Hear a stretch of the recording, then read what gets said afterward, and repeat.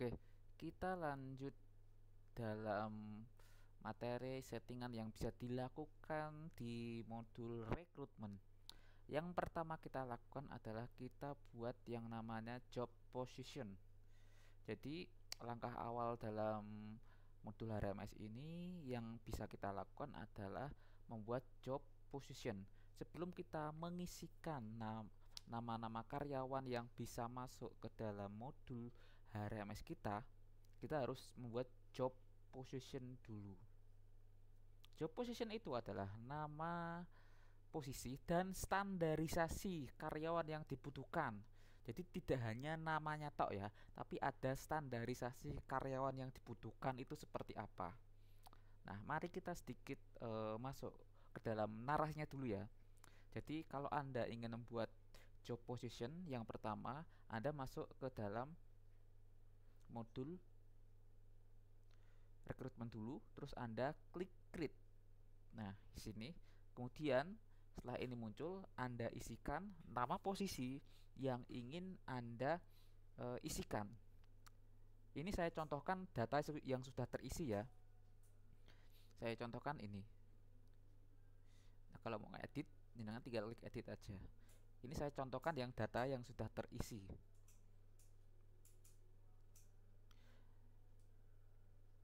Ini caranya tadi, Anda create, terus Anda klik isikan nama posisinya.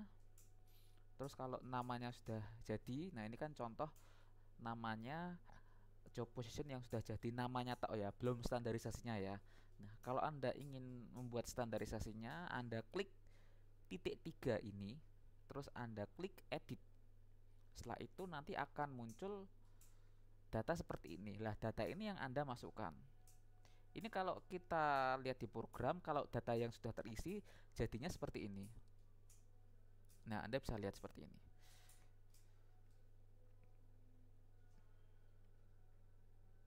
Di sini juga sudah ada keterangannya ya. Nah, di sini ada nama perusahaannya apa, dia akan mengisi di departemen mana, interview form. Interview form itu adalah standarisasi pertanyaan yang kita bisa tanyakan ke dalam calon karyawan. Jadi saat kita menginterview karyawan, apa saja pertanyaan yang standar untuk posisi karyawan tersebut itu yang kita tanyakan. Contohnya ini di manajer marketing. Lah, itu pertanyaan yang muncul saat kita interview di manajer marketing. Nah, ini modul rekrutmen ini dia ngelink ke modul survei. Jadi kita buat nyalis pertanyaan itu di modul survei, terus kita input ke dalam job position ini. Nanti akan bisa muncul saat kita akan melakukan interview. Nah, contohnya seperti ini. Kalau Anda klik, nah nanti akan muncul seperti ini. Nah, ini contoh list pertanyaan interview. Terserah Anda mau input di sini atau Anda ini di print terus Anda isi secara manual, itu terserah Anda. Tapi pastinya kalau Anda mau langsung input di sini ada caranya tersendiri ya, nggak langsung diisi di sini. Ada caranya. Nanti kalau memang Anda berminat akan saya coba buatkan caranya.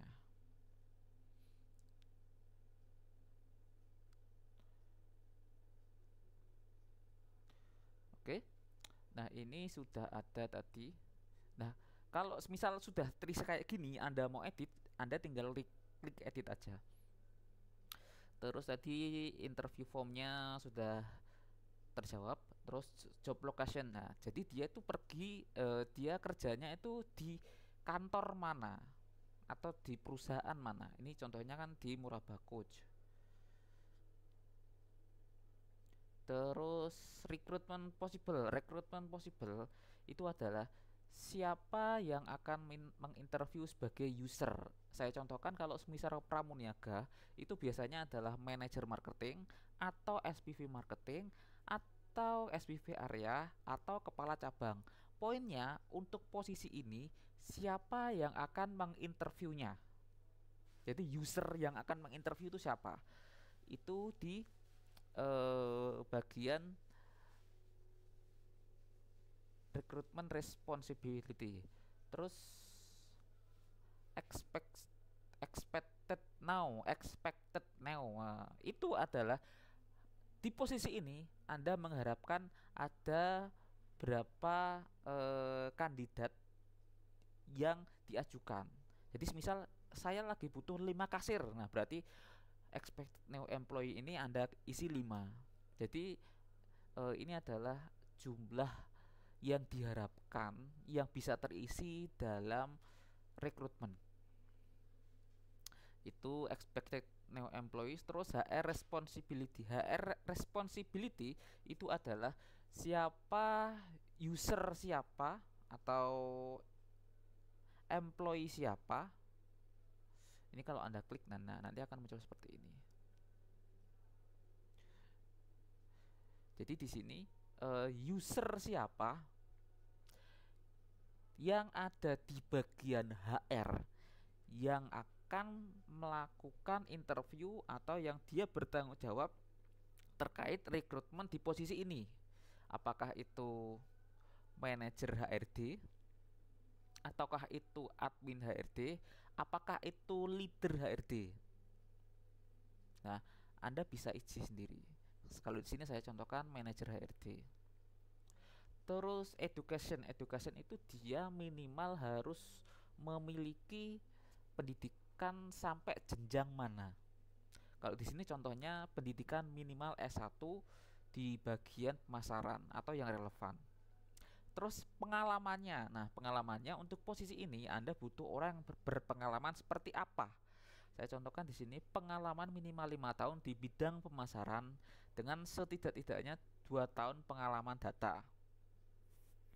Terus manajer itu berarti untuk posisi ini siapa nama user atau siapa nama job position atasannya. Jadi manajer marketing ini atasannya siapa? Kalau di sini saya contohkan atasan manajer marketing itu adalah direktur. Itu untuk di bagian manajer. Terus ada staff. Staff ini itu adalah siapa karyawan atau staff yang ada di bawah posisi ini. Saya contohkan kalau di manajer marketing berarti staff yang ada di bawahnya itu adalah kepala cabang dan admin. Itu di bagian staff. Terus tas ini adalah tugas utamanya dia itu apa? Jadi tugas dia itu apa? Ini bisa Anda isikan di sini. Tugasnya apa? Terus authority itu kewenangannya. Setiap ada tugas pasti ada kewenangannya. Nah, Anda tuliskan kewenangannya itu di sini, di kolom ini. Terus ada soft skill dan hard skill. Soft skill dan hard skill itu adalah kompetensi atau kemampuan apa yang harus dimiliki oleh calon karyawan yang akan mengisi job position yang sudah kita buat atau yang sudah akan kita lakukan interview.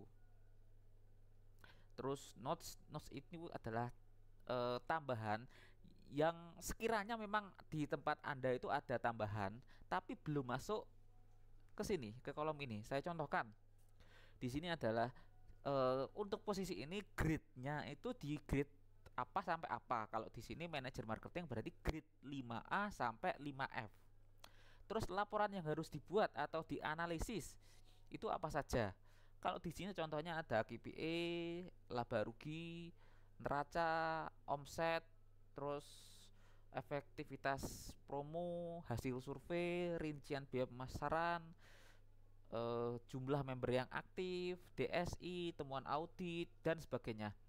Ini bisa Anda masukkan ke dalam job position ini. Terus SOP yang berhubungan di job position ini apa saja? Ini bisa jangan masukkan. Sekali lagi kalau di notes itu adalah tambahan data yang tidak bisa masuk ke sini, tapi itu Anda punya data standarisasi calon karyawan atau calon pegawai yang mengisi di job position yang kita buat itu standarisasinya seperti apa. Nah, ini bisa Anda masukkan ke sini. Terus di sini juga ada yang namanya standarisasi target. Target ini kita masukkan yang namanya KPI. Jadi di dalam job position ini itu apa saja KPI atau target yang bisa kita serahkan kepada job position ini. Nanti sepertinya akan ada pendetailan yang lebih lanjut terkait pembuatan atau pengisian dalam submodul KPI ini ya. Jadi bentuknya seperti ini. Ini adalah cara pembuatan job position. Kalau ini sudah Anda lengkapi, terus kemudian Anda klik save. Nah, terus ini tuh apa? Nah, ini itu adalah application. Application itu adalah calon pelamar yang masuk itu ada berapa? Employee itu adalah jumlah karyawan yang ada di posisi itu ada berapa yang sudah ada. Terus dokumen. Nah, ini kalau Anda butuh tambahan dokumen, Anda bisa masukkan ke sini. Terus unpublished on website. Nah, ini tandanya berarti dia tidak dipublish di website perusahaan Anda. Kalau Anda klik di sini, dia akan ngelink ke dalam website yang dilinkkan dengan Odoo. Jadi saat dia klik apply now, dia otomatis akan ngisi data. Nah, seperti ini. Ini dengan catatan kalau website perusahaan Anda itu ngelink ke dalam Odoo. Jadi ada calon karyawan itu nanti dia tinggal ngisi data ini. Dan Anda tinggal melihat datanya di dalam kolom di dalam modul rekrutmen. Ya hampir sama lah kalau Anda biasa ngisi Google Form itu datanya kan pasti bisa Anda lihat. Nah, ini juga sama konsepnya. Masalahnya kenapa mas? Nggak bisa buka karena koneksi apa?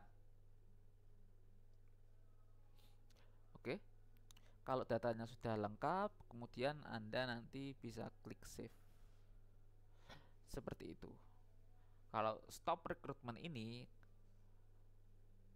kalau Anda klik berarti kita sudah tidak melakukan rekrutmen di posisi ini. Jadi kalau posisinya sudah terisi ya di stop. Tapi kalau Anda masih melakukan pencarian calon karyawan, Anda klik start recruitment.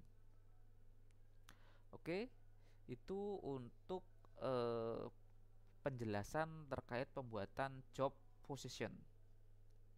Habis ini kita akan melakukan praktek terkait cara pengisian job position. Sekian dari saya, terima kasih. Wassalamualaikum warahmatullahi wabarakatuh.